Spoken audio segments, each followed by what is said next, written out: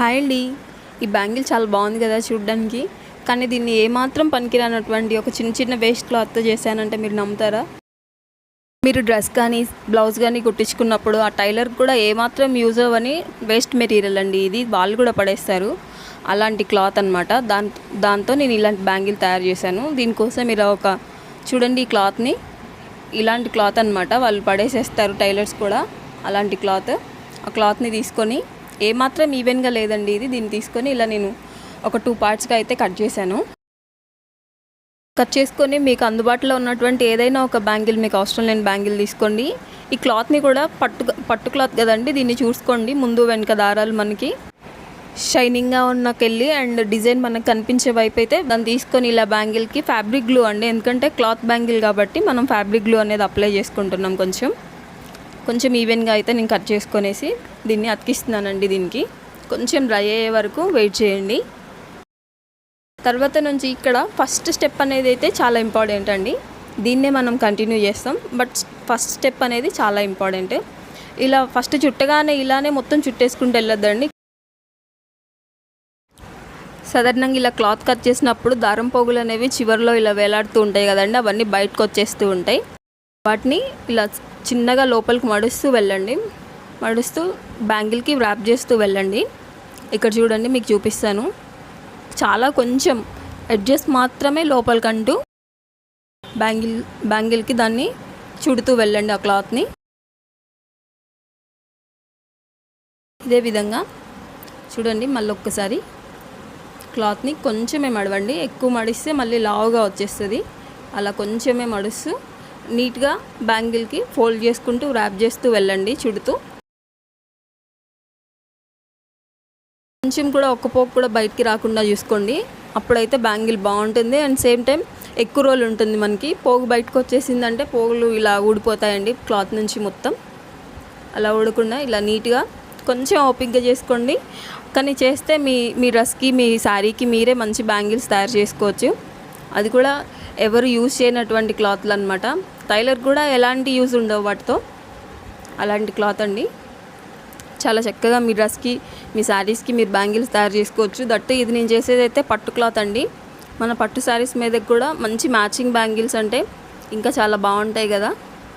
So ఇలా తయారు చేసుకోవచ్చు. నేనైతే క్లాత్ అయిపోయిందండి ఇక్కడికి. దీన్ని ఫ్యాబ్రిక్ గ్లూతో ఇలా అటాచ్ చేస్తున్నాను.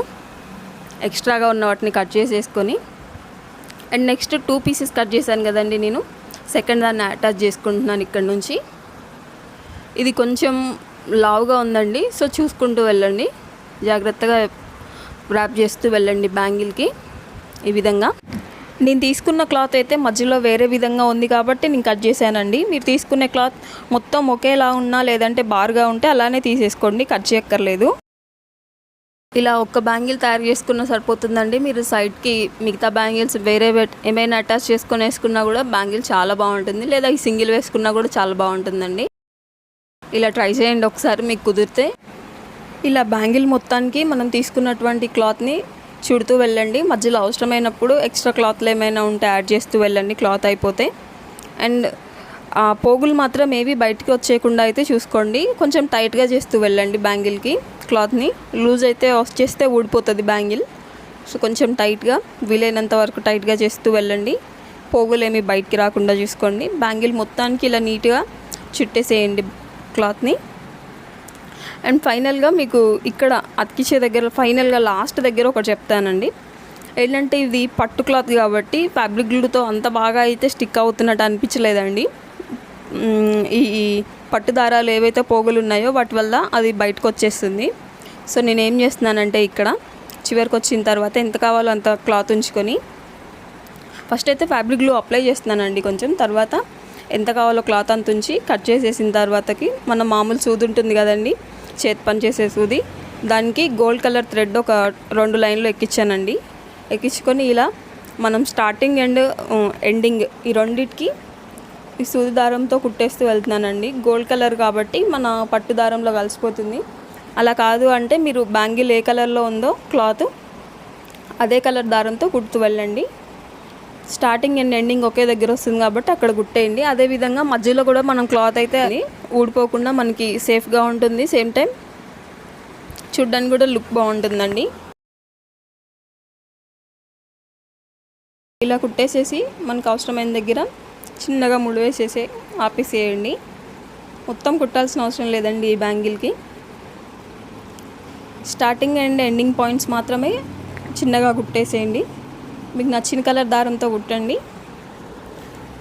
అండ్ అంతేనండి, దీంతో మన బ్యాంగిల్ అయితే కంప్లీట్ అవుతుంది. మీకు నచ్చితే దీని మీద ఏమైనా డిజైన్ అటాచ్ చేసుకోవచ్చు, కుందన్స్తో కానీ స్టోన్ చైన్, బాల్ చైన్తో. కానీ ఇది పట్టు క్లాత్ కాబట్టి దీనికైతే అవేం అవసరం లేదండి. చూడడానికి చాలా బాగుంటుంది షైనీగా, పట్టు దారాల వల్ల బ్యాంగిల్. క్లాత్ కూడా చాలా షైనింగ్గా ఉందండి. ఫైనల్గా ఇలా అయితే వచ్చింది. చూడడానికి చాలా బాగుంది. మీకు నచ్చితే లైక్ చేయండి, షేర్ చేయండి, కుదిరితే ఛానల్ని సబ్స్క్రైబ్ చేసుకోండి.